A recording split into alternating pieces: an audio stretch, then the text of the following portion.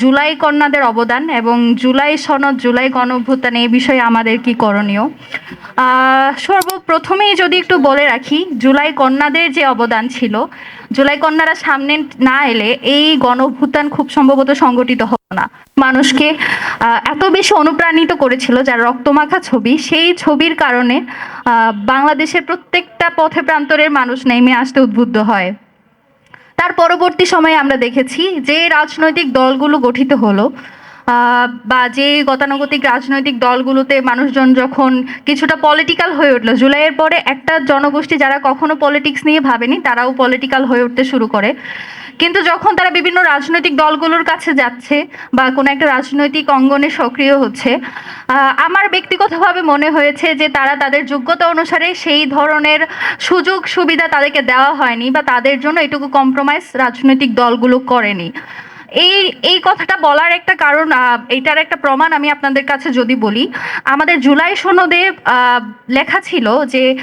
খুব সম্ভবত কত পার্সেন্ট সেটা আমার মনে নেই, খুব সম্ভবত 10% নারী অংশগ্রহণ বা নারীকে মনোনয়ন দিতে হবে জাতীয় নির্বাচনে, এই ধরনের একটা ধারা ছিল জুলাই সনদে। তো আমার মনে হয়েছে যদি যখন জুলাইয়ের পরবর্তীতে নারীরা যখন রাজনীতিতে অংশগ্রহণ করতে আসলো, যখন নারীরা সামনে আসা শুরু করলো, তখন যদি তাদেরকে কম্প্রোমাইজ করা হতো বা তাদের জন্য সুযোগ সুবিধাটা তৈরি করে দেওয়া হতো। এই ব্যাপারটা এমন নয় যে নারী বলে তাকে আপনি এক্সট্রা সুবিধা দিচ্ছেন। যখন আপনার একটা ফিল্ড যেখানে এখনো প্রস্তুত নেই, আপনার সমানে সমানে আসার জন্য শুরুতে কিছু সুযোগ সুবিধা দিতে হয়। নারীরা যখন সমান সমানে আসতে পারছেনি, যখন তাদের জন্য আসার পথটাই বন্ধ, তখন যখন আপনি তাকে এইটুকু কম্প্রোমাইজ করবেন না, আপনি যে জায়গাটা হোল্ড করে আছেন, একজন নারী যখন সামনে আসবে, সে যখন আপনার যোগ্যতার সমান, তখন যদি আপনি তার জন্য ওইটুকু কম্প্রোমাইজ না করেন, তাহলে তো তার পক্ষে সামনে আসা সম্ভব না। তো এইটুকু কম্প্রোমাইজ না করার কারণে যেটা হয়েছে, আমরা দেখেছি যে জাতীয় নির্বাচনে তত সংখ্যক নারীকে আমরা মনোনয়ন নিতে দেখিনি। তো পরবর্তীতে যখন সংরক্ষিত নারী আসন, যেটা এখন সবাইকে সিট দেওয়া হচ্ছে বা মনোনয়ন দেওয়া হচ্ছে, সেক্ষেত্রেও আমরা দেখেছি যে বিশেষ বিশেষ ক্ষেত্রে আমরা দেখেছি যে যোগ্যতার চেয়ে বেশি মূল্যায়িত হয়েছে কে কার সন্তান, কে কার স্ত্রী, কে কার পরিবার। এই ধরনের ব্যাপারগুলো বিগত সময়ে যেমন চলে এসেছে, এটা কিভাবে একটা আন্দোলনকে গণঅভ্যুত্থানের রূপ দিয়েছে। আপনারা দেখেছেন কিভাবে মায়েরা নিজেদের বাড়ি থেকে নেমে এসে পানি দিয়ে, খাবার দিয়ে আন্দোলনকে জিইয়ে রেখেছে। কিংবা আমরা এটাও দেখেছি যে যখনই জুলাই গণঅভ্যুত্থান রিলেটেড কিছু আসে, যে মা তার সন্তানকে বলছে যে আন্দোলনে যেতে, তো কোন মা তার সন্তানকে এরকম মৃত্যু যেন ঠেলে দিতে পারে? বাংলাদেশের বাঙালি মায়েরা ছাড়া এটা খুব সম্ভবত বাকি কারো পক্ষে সম্ভব হয়ে ওঠে নাই। তো এই যে পুরো প্রেক্ষাপটের বেসিসে যখন আমরা রাজনীতিতে আসলাম, যখন এই একটা অবস্থানে আসলো, বা জুলাই সনদ যেখানে নারীদের অধিকার নিশ্চিতের জন্য একটা ধারা নিশ্চিত করলো বা একটা উপধারা তৈরি করলো, সেটাকেও যখন আপনি মূল্যায়ন করেন না, তখন আসলে বাংলাদেশের নারীরা যেখানে দেখে যে সে যত যোগ্যতাই থাকছে, তার যোগ্যতা অনুযায়ী তার বিচারটা হবে না, সে যে যোগ্যতা নিয়ে একটা জায়গায় যাচ্ছে সেটার মূল্যায়ন করা হবে না, তখন বোধ করি কেউ আর ওভাবে সামনে আসতে সাহসটা পায় না। জুলাইয়ের আগে আমরা দেখতাম যে ছাত্রলীগ যখন এই মধুর ক্যান্টিনে তারা যখন তখন খুঁজে খুঁজে বলা হতো যে যেই মেয়েরা সুন্দর, যেই মেয়েরা একটু দেখতে, যাদের, আমি এইভাবেই বলছি, মানে তাদের ভাষ্য মতো যেমন ছিল সেভাবেই বলছি, এটাকে কেউ অন্যভাবে নেবেন না, যাদের একটু ফিগার ভালো, যারা একটু দেখতে ফর্সা, তারা রাজনীতিতে ভালো করবে, এই ধরনের একটা কথা প্রচলিত ছিল। এবং মেয়েদেরকে যেভাবে ব্যবহার করা হতো মিছিলের সামনের সারিতে, এবং কখনো কখনো নেতার পেছনে হাততালি দিবে, এই ধরনের একটা মেয়েদের রাজনীতি বলতে এটা ছিল। এই জন্য এক ধরনের কথা প্রচলিত ছিল যে ভালো মেয়েরা কখনো রাজনীতি করে না, এই ধরনের কিছু টেবু, এই ধরনের কিছু সেন্টেন্স আমরা সবসময় শুনতে পেয়েছি। তো এই সব কিছুকে উপেক্ষা করে যখন আমরা জুলাই গণঅভ্যুত্থানকে সফল করলাম, এবং জুলাই গণঅভ্যুত্থানের পরে যখন আমাদের কাছে সুযোগ এলো যে প্রত্যেকটা সেক্টর সুন্দরভাবে সংস্কার করার, সেটা কোথায় বাধাপ্রাপ্ত হচ্ছে এবং কাদের কারণে হচ্ছে, এটা আশা করি বলার অপেক্ষা রাখে না। জুলাই গণঅভ্যুত্থান পরবর্তী যখন জুলাই সনদের কথা আসে, জুলাই গণঅভ্যুত্থান তো শেষ হয়েছে, এরপরের ফেজটা ছিল অভ্যুত্থান সফল হয়েছে, এখন সংস্কারের পালা। সেই সংস্কারের লক্ষ্যে 1 বছর ইন্টারিম সরকার ছিল,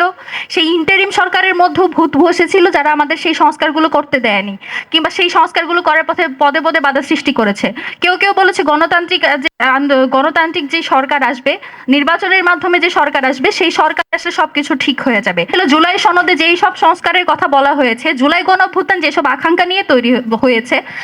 সেই আকাঙ্ক্ষা সেই সংস্কারগুলো আমরা এখন এক এক করে হতে দেখব। কিন্তু আমরা দেখতে পাই যখনই গণতান্ত্রিক সরকার আসলো, কোথায় এক এক করে আমরা দেখব কি কোন কোন সংস্কার এই সরকার করছে, তার বদলে বিগত 2 মাস যাবত সংসদে কেবল এই কথাটা নিয়েই আর কি বারংবার তাদের মধ্যে হচ্ছে বাকবিতণ্ডা হচ্ছে, জুলাই সনদ থাকবে কি থাকবে না, গুম শাপলা পিলখানা এইগুলো নিয়ে যে অধ্যাদেশ, সেগুলো আসলে সাস্টেইন করবে, সেগুলো কিভাবে হবে, সেগুলোই তারা এখনো পর্যন্ত ঠিক করতে পারলো না। যখন গণতান্ত্রিক সরকার আসার পরে কথা ছিল যে গতানুগতিক যে রাজনীতি, যেটা আমরা বিগত 17 বছর ধরে দেখেছি, যেভাবে রামদা দিয়ে কুপিয়ে হত্যা করা হচ্ছে, সংস্কার হওয়ার যে আশ্বাস আমাদেরকে দিয়ে ইন্টারিম আমলে যে কাজগুলো করতে দেওয়া হয়নি, সেগুলো যদি হবে কথা ছিল, শুধুমাত্র একটা আইকন যে হাসিনা চলে গেল, হাসিনার পরবর্তীতে আরেকজন এসে সে যদি হাসিনা যে কাজগুলো করতো সেগুলোই যদি চলমান রাখে, আমার তো হাসিনাকে তাড়ানোর কোনো প্রয়োজন ছিল না। যদি আমার কোনো কিছু চেঞ্জই না হয়, আমার যে 2000 ভাই বোন যারা শহীদ হলো, তাদেরকে আর শহীদ হওয়ার তো কোনো দরকার ছিল না, ট্রায়ালের মধ্যে দিয়ে যাবে। তারপর সে যখন সেই বিচারের মাধ্যমে তাকে যতদিনের জেল দেওয়া হবে, তাকে যে শাস্তি দেওয়া হবে, সেই শাস্তি ভোগ করে আসার পর তাকে আবার সুযোগ দেওয়া হবে সে যাতে রাজনীতি করতে পারে। যেখানে এখনো বিচার হয়নি, যেখানে এখনো পর্যন্ত অনেক শহীদের পরিবার এখনো জানে না যে যাদের অনেক পরিবার জানে না তাদের সন্তানের কবরটা কোথায়, সেখানে যখন এসে জুলাই সনদ তো বাস্তবায়ন হচ্ছেই না, বরং আমরা যখন দেখতে পাই বিভিন্ন রাজনৈতিক দলগুলো আওয়ামী লীগ তাদের সাথে রাজনীতি করতে পারবে এই ধরনের কথা বলে, বা আওয়ামী লীগের জন্য তারা সুযোগ তৈরি করে দিতে চায়, পুনর্বাসনের সুযোগ দিতে চায়, তখন তো আমাদেরকে আসলে সন্দেহ করতে হয় রাজনৈতিক দলগুলো যেখানেই যে কোনো একটা কার্যক্রম চালিয়ে যায় বা যেটা নিয়ে জনসমালোচনা তৈরি হয়, আমরা দেখতে পাই যে আওয়ামী লীগের প্রত্যেকটা পেজ সেখানে তাদেরকে নৈতিক সমর্থন দেয়। তো যাকে আওয়ামী লীগ সমর্থন দেয়, আমার মনে হয় না যে এখানে আর কোনো ধরনের মানে একটা ডিফারেন্সিয়েট করার কোনো সুযোগ আছে। যাকে আওয়ামী লীগ সমর্থন দেয় তাকে আসলে কোনো কিছু না করে আমরা বলে দিতে পারি সেটা আসলে কোন পক্ষের বা সেটা কাদের কাজ। তো এই সব কিছুর পরবর্তীতে এসে যে অধ্যাদেশগুলো নিয়ে তারা বলছেন যে তারা যেভাবে বলা হয়েছে, যেভাবে লেখা আছে সেভাবে করবেন না, তবে তারা তাদের নিজেদের সুবিধা মতো করবেন। তারা আরো বলছেন যেসব ব্যাপারে তাদের নোট অফ ডিসেন্ট ছিল সেগুলো তারা তাদের ইচ্ছা মতো করবেন। জনগণ হ্যাঁ ভোটকে জয়ী করেছে যে তারা এই সংস্কারটা চায়, এই ব্যাপারে তাদের হচ্ছে সম্মতি আছে। তো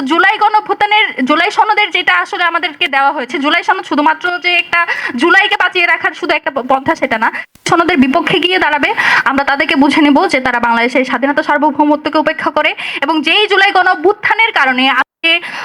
অনেকে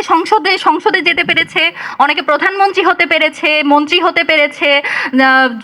সংসদ ভবন যেটা তাদের বিগত 17 বছর ধরে যেই সংসদ ভবনের আশেপাশ দিয়েও যেতে পারেনি, সেই সংসদ ভবনে বসে আজকে বড় বড় বক্তৃতা করছে। তারা আশা করে ভুলে যাবে না যে কাদের রক্তের বিনিময়ে কিসের কারণে তারা আজকে ওই জায়গায় দাঁড়িয়ে কথা বলার সেই হিম্মতটা পেয়েছে।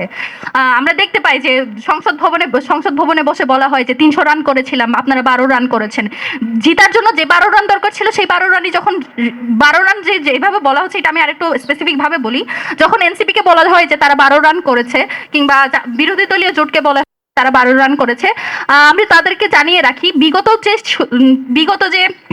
17 বছরে যে 300 রান করেছেন এবং জুলাইয়ের সময় যে 12 রান হয়েছে, সেটা বিএনপিও করেনি, সেটা এনসিপিও করেনি, সেটা জামাতও করেনি। বিএনপি এবং এনসিপি কে বাংলাদেশের সাধারণ মানুষ, আপামর জনগণ এই যে তারা 300 রান 12 রানের কেওয়াজ করে, সেই কেওয়াজটা করার সুযোগ করে দিয়েছে। বিএনপি যখন 28 অক্টোবর তারা যখন সমাবেশ ডাকে, সেখানে শুধুমাত্র বিএনপির নেতাকর্মী উপস্থিত ছিল না, বাংলাদেশের যখন হচ্ছে বিভিন্ন আন্দোলন সংগ্রামগুলো হতো, শুধুমাত্র হাসিনার ফেসিবাদকে তারা হচ্ছে বাংলাদেশে সাস্টেইন করতে দিতে চায় না বলে সাধারণ মানুষজন সেখানে গিয়ে উপস্থিত হতো। ঢাকা বিশ্ববিদ্যালয় থেকে অনেকে আছে যারা এই যে আন্দোলনগুলো, তারা কখনো বিএনপি করেনি, তারা কখনো জামাত করেনি, এনসিপি করেনি, তারা কাউকে বিশ্বাস করতে পারতো না, তারপরও তারা যেত, শুধুমাত্র নিজের অ্যাপলিটিক্যাল জায়গা থেকেই যেত, যাতে হচ্ছে হাসিনাকে দূর করা যায়। আপনারা যখন এই রাজনৈতিক কেওয়াজগুলো করেন, আপনারা ভুলে যান যে এইখানে যাওয়ার পেছনে আপনাদের অনেক অরাজনৈতিক ভাই বোনের রক্ত লেগে আছে। আপনারা তো নিজেদের ক্ষমতার ভাগবাটোয়ারা হয়ে গিয়েছে, কেউ সরকার দলীয় এমপি হতে পেরে খুশি, কেউ বিরোধী দলীয় এমপি হতে পেরে খুশি, কিন্তু যে পরিবারগুলো এখনো কাতরাচ্ছে সেই পরিবারগুলোর কথা যাতে তারা ভুলে না যায়।